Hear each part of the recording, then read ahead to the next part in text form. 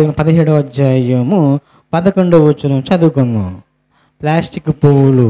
వీరు తెసలోనికలో ఉన్న వారి కంటే ఘనులై ఉండరు కనుక ఆసక్తితో వాక్యము అంగీకరించి పౌలును శీలను చెప్పిన సంగతులు అలాగున్నవో లేవో అని ప్రతిదినము లేఖనములో పరిశోధించుచూ వచ్చిరి. క్రైస్తవులు ఏం చేస్తారంటే వాక్యాన్ని పరిశీలిస్తారు. ఎప్పుడప్పుడు?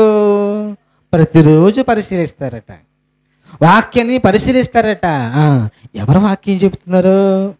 ఎవరు వాక్యం చెప్పినా వాళ్ళ దగ్గర ఏముంటుంది? బుక్. వాళ్ళ దగ్గర ఏముంటుంది? ఒక బుక్ ఉంటుంది, ఒక నోట్ బుక్ ఉంటుంది, ఒక పెన్ ఉంటుంది. వాళ్ళు ఏం చేస్తారు? వాళ్ళు చెబుతున్న మాటలు జాగ్రత్తగా రాసుకుని అలాగ ఉన్నవో లేవో అని ప్రతిరోజు ఏం చేస్తారంటే గ్రంథాన్ని తిప్పుతా తిరిగేస్తూ ఉంటారు. అదే నామక క్రైస్తవులు. నామక క్రైస్తవులు భోజనం చేసేటప్పుడు ప్లేట్ ఉండాలి. భోజనం చేసేటప్పుడు ఏముండాలమ్మా? ఎందులో పెట్టుకుంటా భోజనం? భోజనం ఎందులో ఉండాలి? ప్లేట్లో ఉండాలి. మరి గుడికి వెళ్తున్నాం, ఓకే, మీటింగ్కి వెళ్తున్నాం, ఏదైనా ప్రార్థన గుడికి వెళ్తున్నాం, ప్లేట్ ఏది? ప్లేట్ ఏది? గౌతమ్, రమ్య, ఏది ప్లేట్ ఏదమ్మా?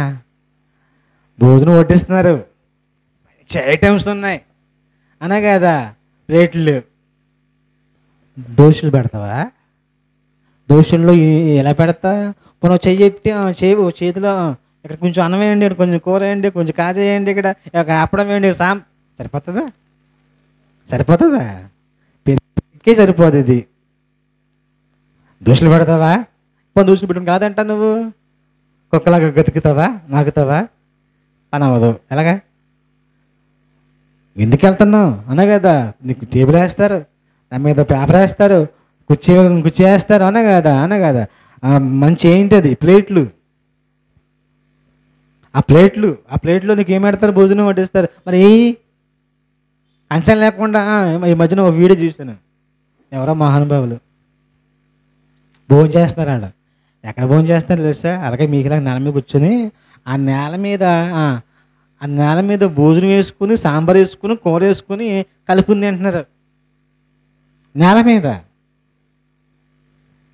మీకు వచ్చే వారం చూపిస్తానండి అది వీడియో. అది నేల మీద, కటికి నేల మీద అన్నం వడ్డించుకుని భోజనం చేస్తున్నారంటే వాళ్ళు ఎవరు?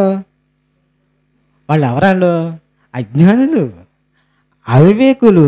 దేవుని వాక్యం వింటాకి వెళుతూ నీ దగ్గర వాక్యాన్ని పట్టుకునే బుక్, నోట్బుక్ ఏది? దాంట్లో ఏం చేసుకోవాలి? మనసుని రాసుకోవాలి కదా. నువ్వు ఏం చెప్తా రాసుకోవాలి కదా. అందుకేమైనా ఏం చేశారంట? ప్రతిదినము అలాగున్నావో లేవో అని ప్రతిదినం వాళ్ళు ఏం చేస్తారంట? పరిశోధించుచూ వచ్చారు. వీళ్ళు ఎవరు అనుకున్నారు? బెరయ సంఘస్థులు. వీళ్ళు ఎవరు అనుకున్నారు? దేవుని పుష్పము, దేవుని షారును పుష్పం. బలు రక్కసి చెట్లట. ఏ చెట్లు అవి? బలు రక్కసి చెట్లలో వల్లి పద్మమాట. చూసారా? ఎంతమంది క్రైస్తవులు గుడికి వెళ్తూ ఉంటారు? అక్కడికి వెళ్తున్నామండి. మీటింగ్ చేసేవారు చేసేవారు. పెద్ద పెద్ద మీటింగ్లు. ఒకటి దగ్గర ఏముండదు?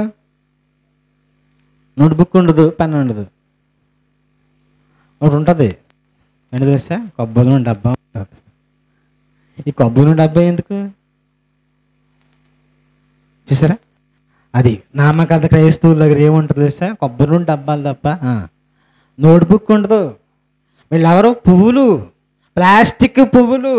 వాళ్ళ బట్టలు చూస్తే జిగేల్లాగా ఉంటాయి. వాక్యం నేర్చుకోవడానికి మాత్రం ఒకళ్ళ దగ్గర ఒక బుక్ ఉండదు, ఒక పెన్ను ఉండదు.